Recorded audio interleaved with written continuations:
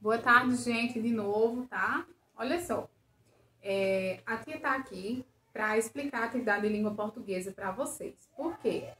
Não vai ter como eu estar disponível a tarde inteira com vocês, porque eu tenho reunião na escola com todos os professores, a coordenação e a gestão. Então, como eu vou estar em reunião, eu vou explicar as atividades aqui, nesse vídeo, combinado?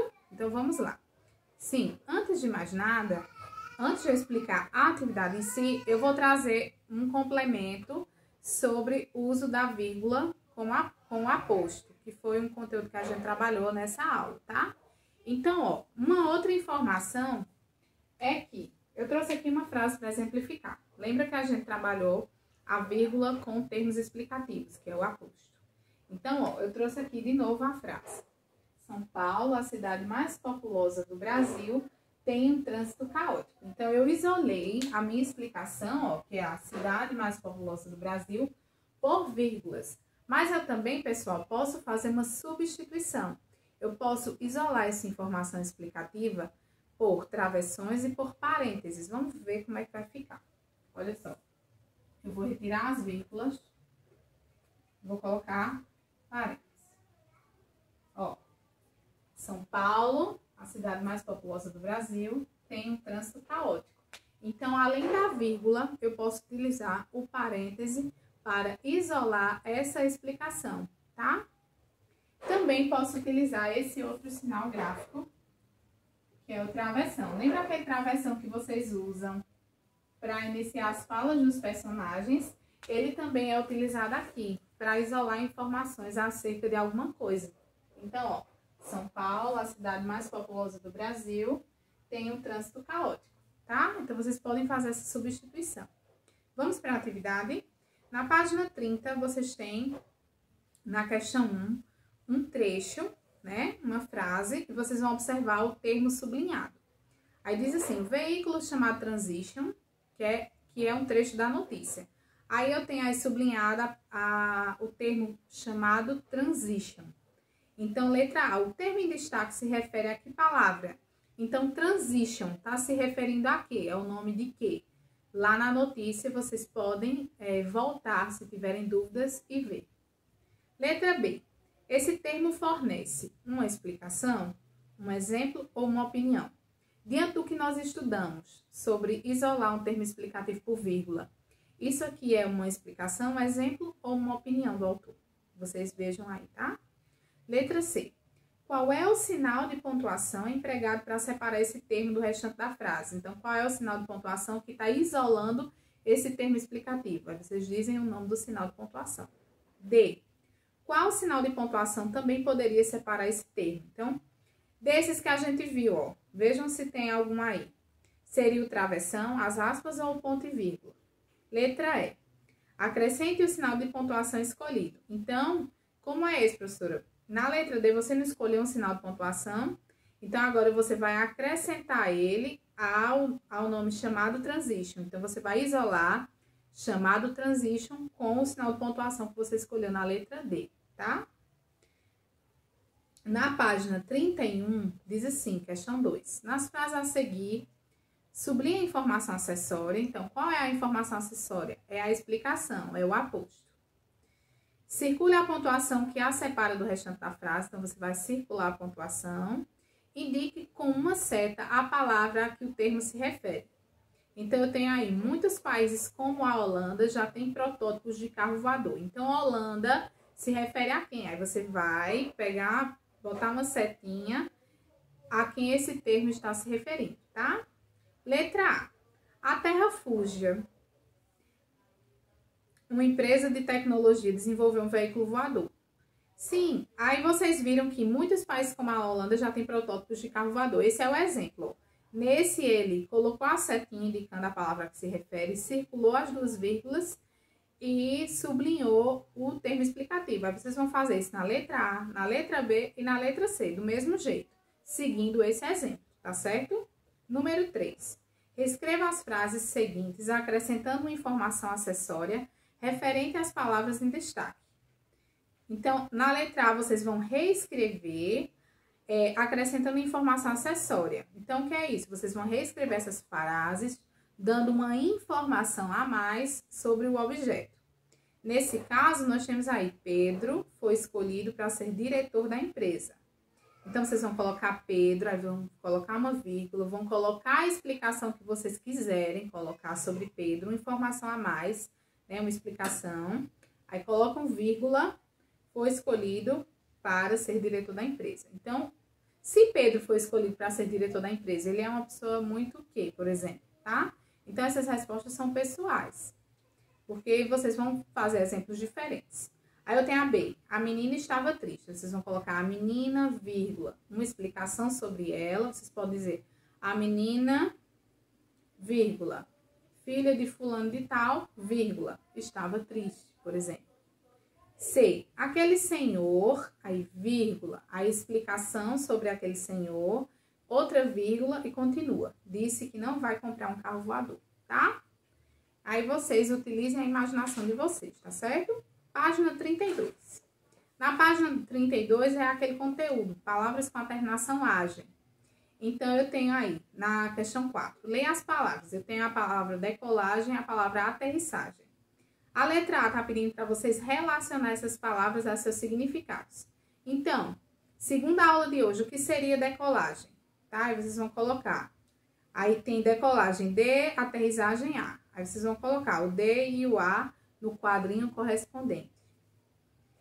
B. Pinte a terminação comum às duas palavras. Então, qual é a terminação e que é comum a essas duas palavras? O que é a terminação? É o final da palavra. Aí vocês vão pintar.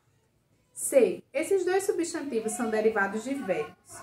Complete os esquemas identificando esses verbos. Então, ó, vamos lá. Vocês vão colocar os verbos, né? Eu tenho a decolagem e a aterrissagem, que são substantivos. Esses substantivos provêm de verbos. Quais são os verbos? Qual é o verbo que deu origem à palavra decolagem? Eu vou dar esse, tá? Decolar. E qual é o verbo que deu origem à palavra aterrissagem? Aí vocês vão colocar aqui nessa parte que tem verbo. Terminação já tem, né? E qual a palavra formada também já tem. Página 33. Que palavra indica o ato ou a ação de aprender? Então, é só vocês colocar o final agem, que vocês vão saber, tá? Então, nesse caso, vão tirar o R e vão colocar agem. Então, como é que vai ficar essa palavra? Aí, complete as frases. A ação de arbitrar é chamada... Eu vou dar esse exemplo e vocês fazem o resto. Então, a ação de arbitrar é chamada de arbitragem. Então, eu tenho arbitrar, que é o verbo, e tenho arbitragem, que é o substantivo, tá certo? E assim, vocês vão fazer as demais. 7. Complete os espaços das frases com as palavras da atividade anterior. Então, vocês vão pegar essas palavras que vocês criaram aqui com o final agem e vão utilizar nessas frases, dependendo do contexto. Vamos fazer A juntos? A diz assim, os acertos da foram comentados pelos jornalistas esportivos. Então, quando a gente fala em arbitragem, a gente lembra de futebol, né? A arbitragem é aqueles que apitam na lei juiz, né? Mas tem os árbitros. Então, os acertos da arbitragem foram comentados pelos jornalistas esportivos.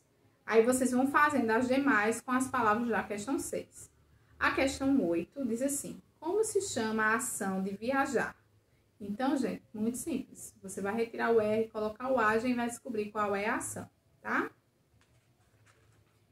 34.